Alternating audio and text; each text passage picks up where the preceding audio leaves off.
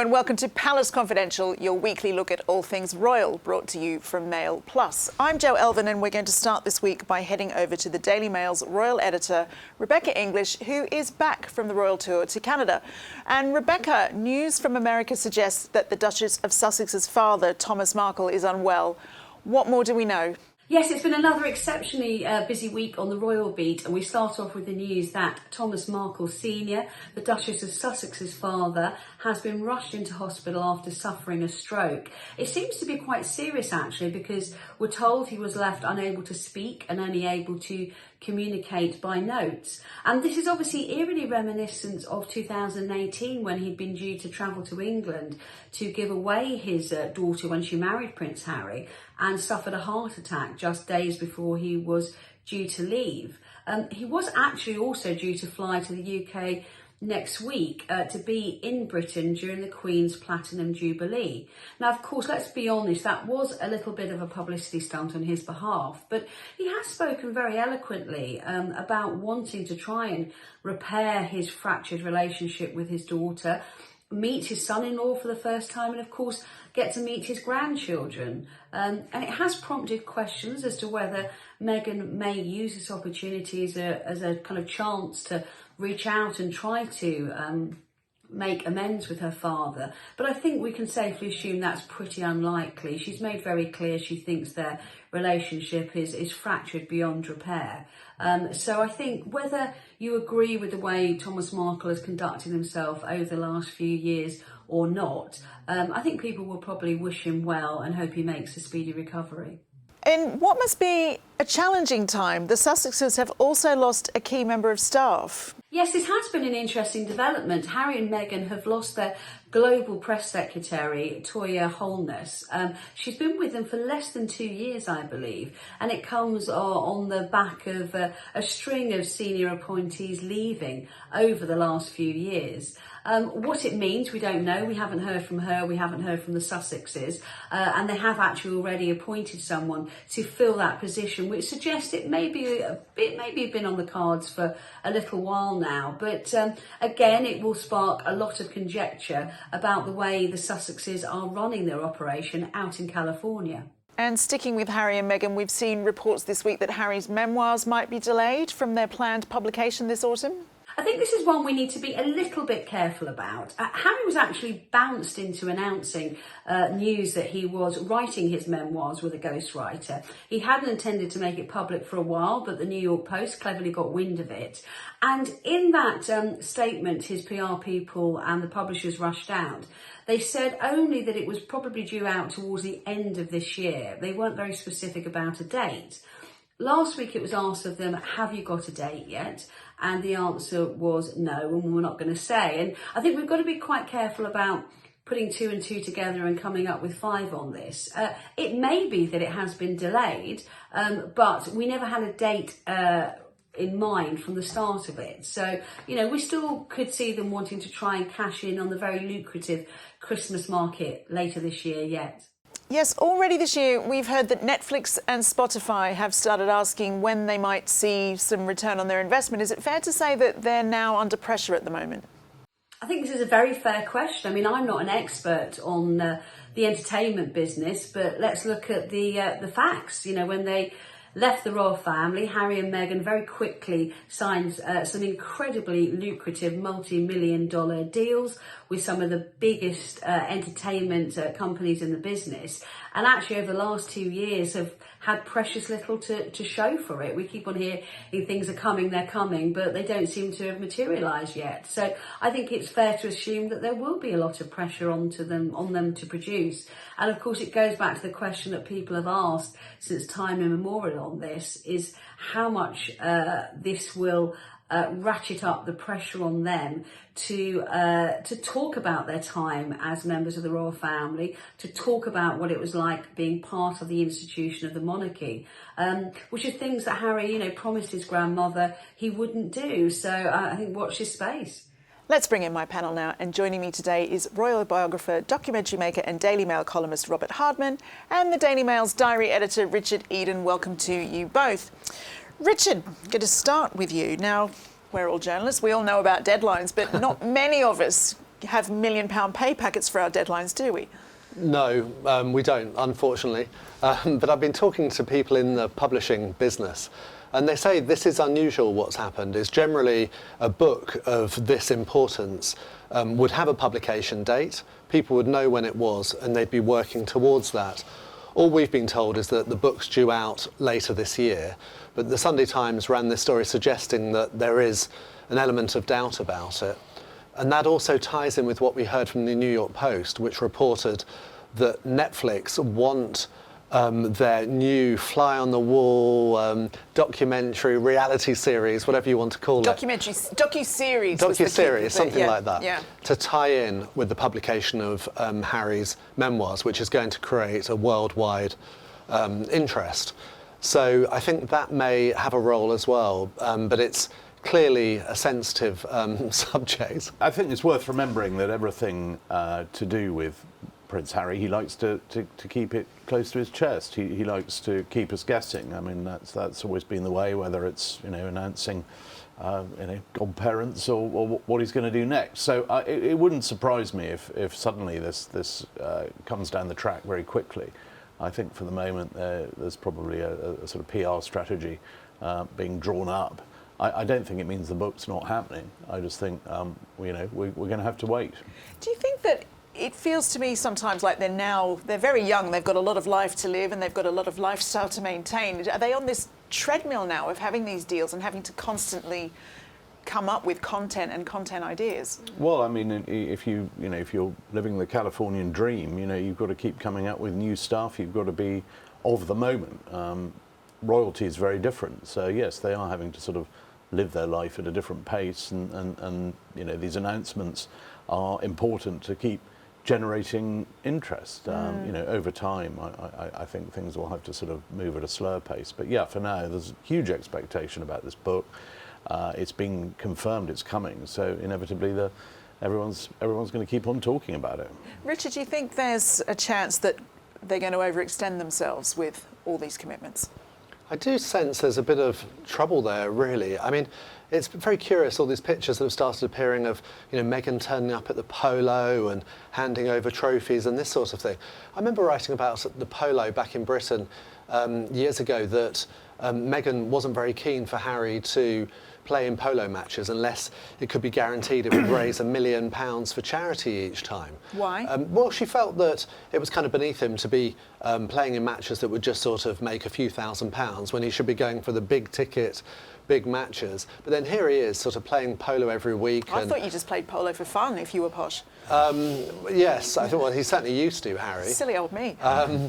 But we've got Meghan turning up at all these events, handing over trophies, the same as she turned up at the Invictus Games. And to me, that's an indication that sort of all's not well. And obviously they've had to cope with changing plans. They'd put a lot of effort, certainly Meghan had, into her programme. The children's animated show, name escapes me now, Pearl. Pearl. And they'd invested a lot of sort of hopes in that. Well, that's all been canned, and now it's back to this docuseries. So there's a lot, seems to be sort of in flux, and it wouldn't surprise me if that's the case with the book as well. Do you think, Robert, that there's a part of Harry, any part of Harry, that thinks, gosh, this would be so much easier if I still had the protection and the support of that infrastructure of the royal family? I'm sure there must be moments when he looks back and thinks, well, maybe we could have made it work. But I'm not privy to his inner thoughts. But I think certainly it will have come as a culture shock. The sort of the lack of certainty. I mean, when you're living a life of royal duties, that things are scripted and predictable and they follow a pattern and they happen. I mean, there's no element of doubt. You know what's going to happen, and all of a sudden. When you're sort of at the mercy of pretty ruthless sort of commercial operations that are always looking at the bottom line, I'm sure that does come as something of a shock. Yeah, that is fascinating. Let's move on for a minute. Now, I want to talk about Thomas Markle, who we all obviously wish a speedy recovery. Richard, you had quite an interesting story in the paper about some plans that had to be cancelled. Well, this was, we didn't know, but he was due to stay at Castle Goring, the stately home owned by Lady Colin Campbell. Now, she's a royal biographer. Oh, if I'm a celebrity, get me out of here fame. A really interesting character. She appeared in a reality show in Britain, you know, I'm a Celebrity, and people know her from that. And she'd got to know, I think it's Thomas Markle's grandson, through her adopted sons got to know him, something like that. There's a connection there. But anyway, he was due to stay, but she'd seemed to have made great plans that she was going to take him to Royal Ascot. She was organising a suit to be hired and all sorts. But I must say, it would have really been a bit of a circus if you had, you know, the royal family turning up at Royal Ascot, and then you've got her sort of trying to bring over Thomas Markle to meet them. It does make me feel uneasy, actually. And on a lighter note, Yeah. the paper today says that the Sussexes are already back in the fold here. Yeah, this is something completely different. This is the Waxworks, Madame Tussauds in London, where, rather unkindly perhaps, the museum had moved Harry and Meghan when they quit royal duties. They'd moved them to a sort of celebrity section. To the cupboard. So they were with kind of Hollywood stars like, you know, Dwayne Johnson and people like that. I mean, that's a good position. Yeah, that's a good honour. But anyway, they have moved them back to be with the royal family for the duration of the Jubilee celebrations. Oh, okay. Will they probably be back again once the Jubilee celebrations are done? I suspect they'll be relegated again, but this not a publicity stunt at all, of course. Main thing is that they're still there. I mean, when you really start worrying about Madame Tussauds is when you get melted down to make another model. One or two celebrities have been very upset over the years to go in and find that they're not there anymore because they've been turned into Harry or Meghan. I wonder what happens to the cost of wax in a cost of living crisis. That's the thing, we don't know, do we? Let's head back to Rebecca with her updates on Her Majesty and a look ahead to next week's Jubilee. Rebecca, the Queen, back out again this week, and she's got a new set of wheels.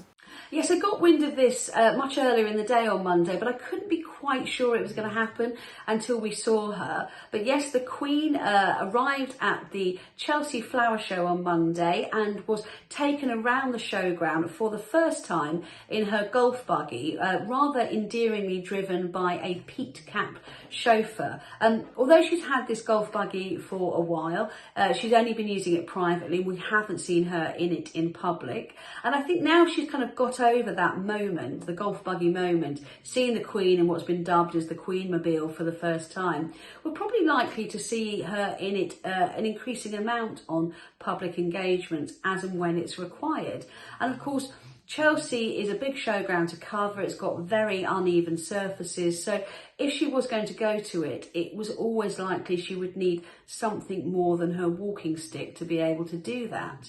Now, I've seen some people on social media quite unkindly asking, well, if she can attend something fun like the Chelsea Flower Show, why couldn't she do the state opening of Parliament, which is an important constitutional duty? But of course, you know, you can't get a golf buggy into the Palace of Westminster, and there would have been a lot of walking required there, a lot of steps. It just wasn't the appropriate occasion. And I think everyone, apart from the kind of sourpusses on social media, mostly took it to be wonderful. It was great to see the Queen looking radiant and out and about and enjoying herself. But I do wonder if we might see her in that golf buggy in the mall on the Sunday at the Jubilee pageant. I mean, I have no intelligence to suggest that, but I'm just thinking logically. It would be a fantastic moment if we did, because it would be a chance for her to really get up close with all the well-wishers that we know are going to throng into central London to see her. Well, yes, the Order of Bath service shows that she's still using Charles to step in where needed, though. Absolutely. I just don't think we're going to see her undertake key events such as the Order of the Bath, the Order of the Garter next month. It's just not practical for her to do so anymore. And I think the Prince of Wales conducted himself brilliantly. You know, this is a role he's been born to. Again, I think people understand that she's going to just have to pick and choose what occasion she attends, and when she doesn't, she'll let the younger members of her family, even if those younger members of the family are 73, pick up the slack for her. And I don't think anyone would begrudge her that. And Prince Andrew has an invitation to a formal event. Won't that likely ruffle a few feathers? Yes, he is, and to be honest, I find this quite shocking. So we've had it confirmed that the Duke of York intends to take part in the Order of the Garter ceremony at Windsor next month, despite stepping down from public life. Now, the Order of the Garter is one of these weird and wonderful orders of chivalry we have in the UK. And what's significant about it is that members are appointed by the Queen personally. There's no government pressure for her to do so. So we have members of the royal family, former prime ministers, and the good and great of public life who have given exceptional service to the crown. Now, obviously, what's interesting is that Andrew is insisting that he is going to be there. And I think what will be fascinating on the day is the reaction of the crowds. Because what happens is the members of the Order of the Garter meet at Windsor Castle for lunch with the Queen. Then they process down to St George's Chapel in the castle grounds for a church service. But that route is thronged by members of the public. And normally it's a very joyful occasion, you know, shouting, cheering, the members of the Order of Garter waving. But it'll be fascinating to see how Andrew reacts to the crowds and the crowds react to Andrew. You know, it's the first time we will have seen him up close and personal, reacting with members of the public. Could he even be booed? Who knows? But, you know, again, I think like all of these things we're seeing coming up, we really hope it doesn't, I suppose, cast a shadow of what is a special day in the royal calendar. Thank you, Rebecca. Let's bring my panel back now. Now, Robert, the presence of both Andrew and Harry is likely to be a little bit of a distraction from what we're all there for, right? Well, they are expected at the service of Thanksgiving at St Paul's Cathedral. I mean, they'll be in a crowd of 2,000. Inevitably, media attention will be on them for a bit. But I mean, this is a 4-day Jubilee. The focus is the Queen. I think they'll be, you know, there'll definitely be a talking point. But will I they don't be think managed? Will this be stage handled in some way? I think it'll be always, you know, it'll follow protocol. The arrivals, the departures will all be, you know, according to precedence to where they are in the royal pecking order. I think, you know, what will be interesting is if there's any departure from the script, as there was at the memorial service for the late Duke of Edinburgh, when the Duke of York accompanied the Queen. Perhaps, you know, if that happens again, then that becomes a much bigger talking point. But I think, you know, this is a service of thanksgiving for the life and reign of the monarch. They are absolutely, you know, part of the family. It's always been said in both the case of the Duke of York and the Duke and Duchess of Sussex that they will, you know, be expected at family events. This is a family event.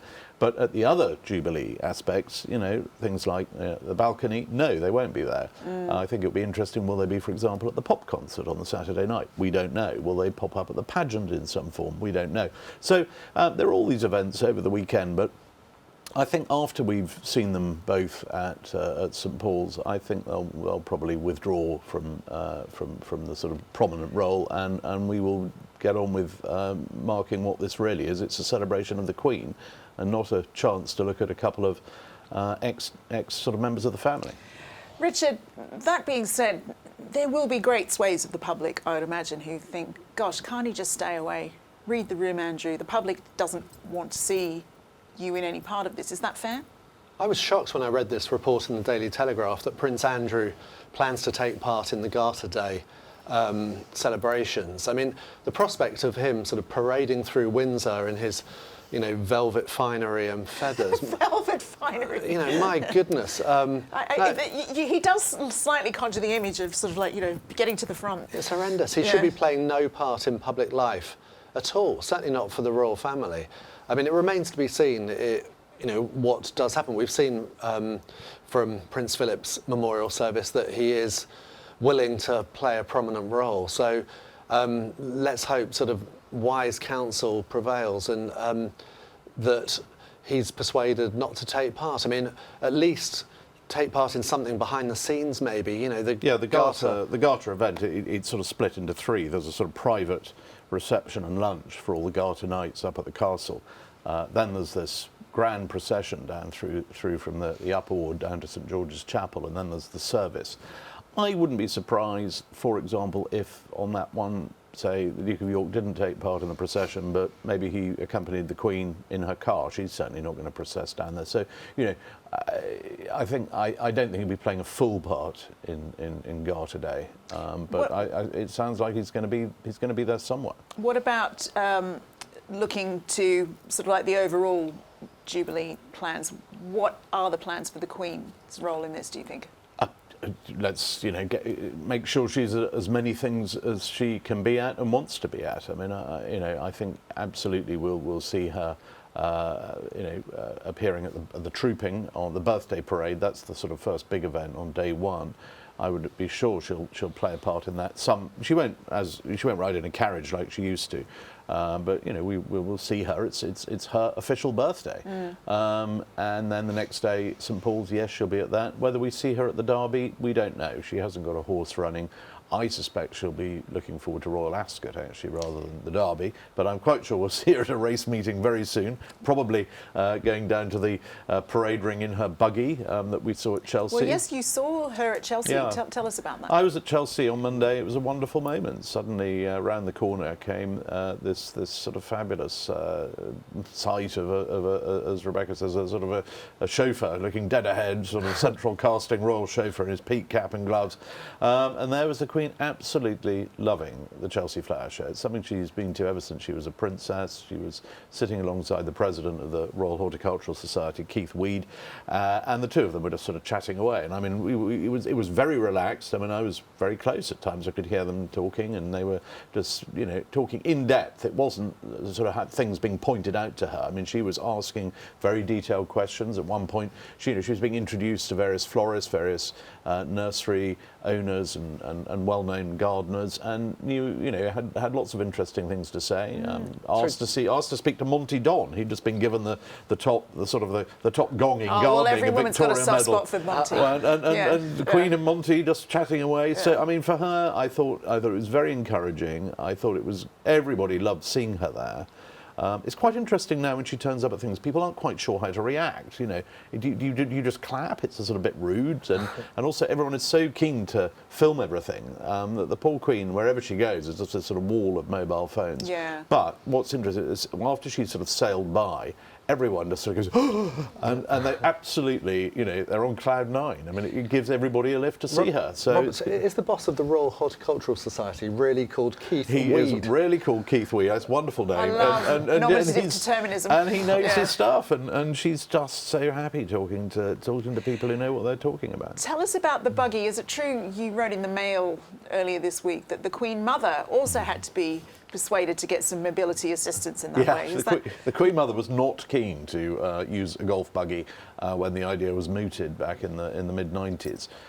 And she just thought it was a little undignified for a sort of former Queen Empress to be riding around in a golf buggy. And in her case, it was mainly for use at Royal Ascot. And it was the Queen who had the brilliant idea. She said, well, I tell you what, paint it in her racing colours and then see what happens. And sure enough, it was liveried in her racing colours, at which point she went, oh, that's very nice, and got in. So I was expecting actually to see the Queen's buggy maybe have some sort of livery. It doesn't at the moment. I understand it's some sort of long-term loan, but maybe if they decide that this is the way forward, it might get a little sort of crest on the front. Or maybe it will get the livery for Royal Ascot. Might do, yeah. Why not? I mean, it's one great. to match her Ascot colours every day. Exactly. That's I think it's a very neat and well delivered solution to this mobility. We keep hearing about episodic mobility problems. Clearly, she's very comfortable in this. But that's the thing. Do you feel like it was a mental adjustment that she's had to make, or? Well, clearly, the Queen is determined to attend as many events as she can, and that's what was so cheering and encouraging about her appearance. We've heard more and more about her mobility problems and sort of she doesn't want to attend events, but this showed that she does, and it's a sign that the Queen wants to attend as many of her Jubilee celebrations as she can. So I think it was really an encouraging sign for everyone. Do you think it will give her a new lease of life now that she's made that decision? And Oh, I think this was more a sort of a leap for the public and for the media to sort of to normalise the idea of seeing her in a buggy. But I mean, she, as Rebecca said, I mean, she's been using the buggy a lot privately. I mean, up at Balmoral, she moves around in it there. I mean, it just makes sense. So I think she'll certainly be more comfortable using it at official engagements now.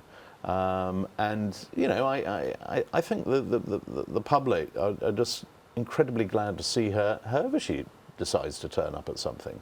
Yeah. I don't think There's people are very judgmental if she's not at something. I think they'll just assume, well, you know, at the age of 96, you're fully entitled to make up your mind. And I think it's been very interesting. You look back over the pandemic. I mean, we've actually seen an awful lot of the Queen because she's now very adept at using Zoom. Been a lot of these sort of video conferences. We've sort of seen and heard a great deal of her, and I do think, you know, this constant sort of preoccupation with her, the sort of, you know, her health. I mean, she hates that sort of discussion. I would turn it around and say, actually, isn't it amazing the amount of stuff she's doing? Not what she's not doing.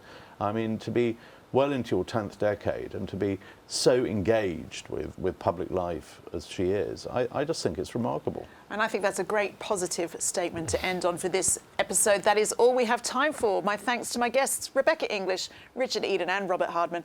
A reminder that Robert's latest book, which I happen to have here as if by magic, Queen of Our Times, The Life of Elizabeth II, is out now. My thanks as ever to you, our loyal viewers, and we'll leave you with some beautiful pictures of the royal family at the Chelsea Flower Show over the years. Bye-bye.